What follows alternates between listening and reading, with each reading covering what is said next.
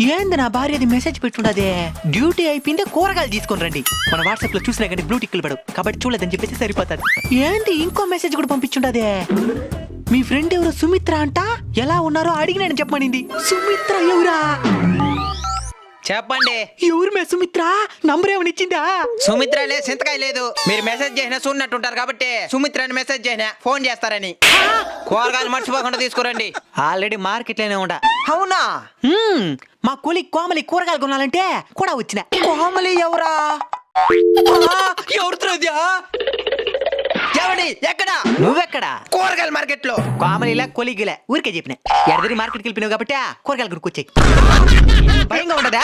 నాకేం భయమో, ఇక్కడ మా మా కొడుకు నరేష్ ఉన్నాడు కానీ వాడితో కూడా నడుచుకుంటూ వచ్చేస్తాం గాని.